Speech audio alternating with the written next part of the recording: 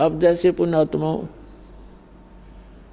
ये त्योहार मनाए जाते हैं, एक भक्त कह रहा था, एक नहीं बहुत से ऐसे भक्त में मिलते हैं, एक दो याद रह जाता है। उसने बताया था जब दीक्षा लेने आए किसी भक्त के माध्यम से साथ आए वो, उन्होंने बताया जी हमने आज 10 वर्ष हो गए कोई त्योहार नहीं मना लिया।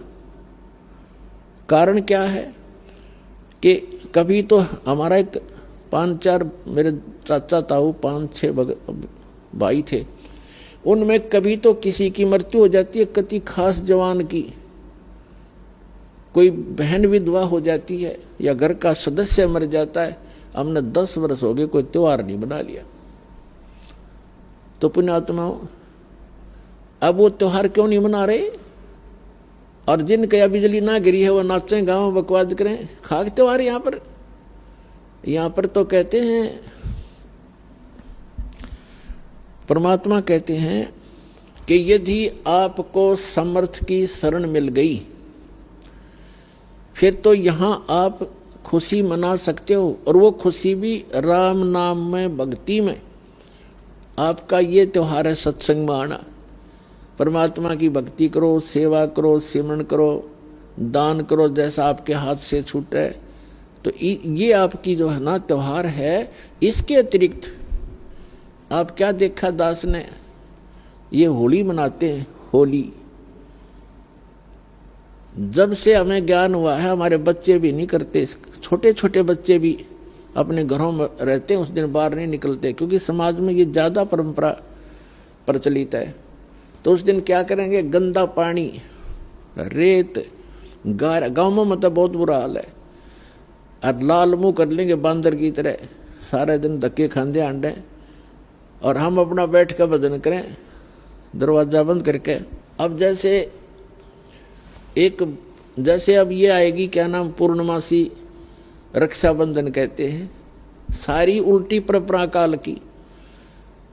एक बहन बता रही थी जब दीक्षा ली उसने, और ये उसको ये सब मर्यादाएं बताएगी, सत्संग सुनाए जाते हैं। पहले थोड़ी संगत थी, 100, 200, 400 भक्त आ जाते थे, बैठ जाते थे, सब अब अपनी सुनाया करते थे मेरे पास बैठ के। तो एक बहन कह रही थी जी आप, पहली बार तो मैंने दुख हुआ था इस बात का जब ये सुना कि भाई रक्षाबंधन भी भाई का नहीं बांधना है। तो अब मुझे पता चला कि मैं रक्षाबंधन वाले दिन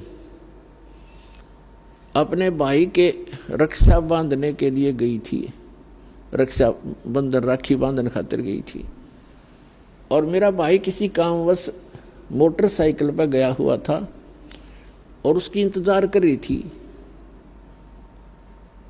अब क्या हुआ कि शाम के समय दुर्घटनाग्रस्त हो गया मेरा भाई, मृत्यु होगी, और उसका शव आया। ओए होए, अब पुण्यात्माओं हम रक्षाबंधन किस लिए बांधते हैं भाई का, बहन, कि हमारी रक्षा करे। अब जब वो अपनी ही रक्षा नहीं कर सका, भाई की रक्षा, बहन की रक्षा कहां से कर देगा? जो रक्षा करने वाला है परमात्मा का रक्षाबंधन बांधो, और उसका रक्षाबंधन है पुण्यात्माओं, उसका नाम लो, उसकी शरण में आ जाओ। भाई की भी रक्षा और बहन की भी रक्षा, बच्चों की भी रक्षा, अपनी भी रक्षा, पति पत्नी की भी रक्षा। तो हम भूल चुके हैं इन परंपराओं में, परमात्मा को भूल गए और अपने ही इस मकड़ी वाले जाल में फंस कर जीवन नाश कर जाते हैं। तो पुण्यात्माओं इन परंपराओं से हमने वापस होना पड़ेगा और उसी मार्ग पर आए। हम जैसे सफ़र कर रहे हैं तो सफ़र के अंदर ज़्यादा सामान लेकर के नहीं चला जा सकता। तो ये जितनी परंपराएं हैं ये हमने लाद रखी है बेमतलब की, इनसे हल्का होकर ही हम इस सफ़र पर सफल होंगे और इनको हटाना होगा। अब आप देखते हो कोई भी त्यौहार है, 2 किलो मिठाई लेके कोई इधर भाग रहा है, कोई इधर भाग रहा है, और एक परंपरा बना दी कि इतना सामान तो उस दिन लेके जाना पड़ेगा। वो मिठाई, वो घेवर जो भी ले जाते हैं वो कैसा बनता है, इतनी जनता को एकदम कहाँ से लाएंगे, वो इतना खोआ, इतनी मावा बना करके सारा डुप्लीकेट माल अड़ंगा खाना। तो पुण्यात्माओं, पहले तो इस लोक में ये खुशी मनाने का स्थान नहीं है। हाँ, परमात्मा कहते हैं समर्थ का शरणा गहो रंग होरी हो, फिर कदे न हो एकाज राम रंग होरी हो। समर्थ की शरण गहो, समर्थ का शरणा गहो रंग होरी हो। आपके होरी माने खुशी। आपके घर में अगर खुशी मनानी है तो समर्थ की शरण में आ जाओ, आपका रोज होरी रहेगी। ये सत्संग में आना, ये आपकी होली है, यही आपकी दीपावली है और यही आपके सारे त्योहार हैं। कहते समर्थ का शरणा गहो रंग होरी हो, फिर कभू ना हो अकाज, कोई आपका बुरा नहीं होगा। राम रंग होरी हो, राम के नाम की या खुशी बनाओ। फिर तो इस प्रकार हमने इन अपनी मर्यादाओं को भी सीमित करना है और भक्ति तभी हमारी सफल होगी। पुण्यात्माओं क्या बताते हैं, पर भी लेन जात है दुनिया, हमरा ज्ञान किने ना सुनिया। परमात्मा कहा करते के चारों युग में संत पुकारे, कूक कहा हम हेल रे, हीरे माणिक मोती बरसें, ये चग चुगता ढेल रे। परमात्मा के बताते हैं कि चारों युगों में जिन महापुरुषों को, जिन संतों को मैं मिला, उन्होंने मुझसे प्राप्त इस यथार्थ ज्ञान का सब जगह प्रचार करने की चेष्टा की और मैं भी आकर के ऊंचे स्वर में सबको आवाज लगा लगा कर सुनाता हूँ। कबीर परमात्मा जी ये हमारे मालिक हैं, ये हमारे हमदर्द हैं, ये हम सभी के जनक हैं और ये हमारे लिए भटक रहे हैं, ये हमारे लिए तड़फ रहे हैं कि ये फंस गए काल के। और यह कोई जीवन है इनका? मनुष्य जीवन में सुखी नहीं, फिर गधे कुत्ते सूअर बनकर कहाँ क्या आहार करोगे, कहाँ पढ़ोगे, कहाँ रहा करोगे। और यहाँ पता नहीं कब क्या हो जाए इस परिवार। आज हम बड़ा पूरा परिवार है, खुशी का ठिकाना नहीं है, बच्चे हैं, ब्याह हो गया, अच्छी रोजगार है, खुशी है। अरे 1 मिनट में ना जाने घर के 3-3 सदस्य इकट्ठे मर जाते हैं, परिवार के परिवार नष्ट हो जाते हैं दुर्घटना में। तो परमात्मा कहते हैं काल ने तुम्हारी रोड़ बार रखी है, काल ने तुम्हारे को मूर्ख बना रखा, भ्रमित कर रखा, तुम इतना ही दिखा है, तुमने इससे आगे दिखाई नहीं देता। तो परमात्मा हमारे मोतियाबिंद का ऑपरेशन करने के लिए आते हैं और कहीं भी खड़े होकर के आवाज लगाने शुरू कर देते हैं। कबीर साहब कहते हैं मैं रोवत हूँ सृष्टि को, ये सृष्टि रोवे मोहे, गरीबदास इस वियोग को समझ न सकता कोई। ये आत्मा भटक रही है, परमात्मा को रोती फिर रही है। हे समर्थ, हे सर्व सुखदाई, हे सब पापों के नाश करने वाले, हे सब संकटों के दूर करने वाले, काटने वाले भगवान, हमें सुख दे। प्रधानमंत्री के सत्र का काम और पटवारी का एप्लीकेशन लगा रहे हम।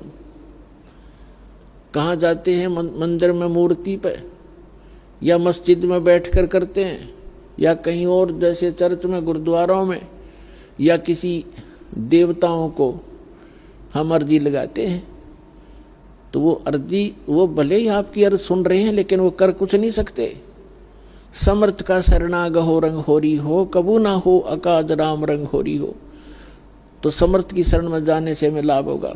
तो वो परमात्मा कहते हैं कि मैं रोवत हूँ सृष्टि को और ये सृष्टि रोवे मोहे, ये मुझे खोज रहे हैं। ये सारे सुख देने वाले, हमारे सब संकट का निवारण करने वाले, तीनों ताप के नाशक, हे परमात्मा आप हमें सुख दो।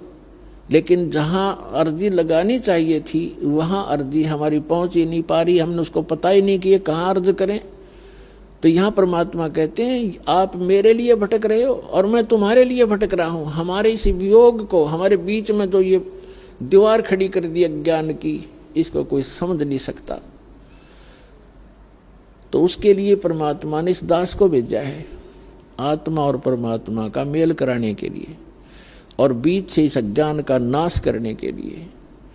तो अब ये ऐसा ज्ञान है, परमात्मा ने 600 वर्ष पहले ये ज्ञान मलाई बनाकर और अपना रख गए थे भगवान।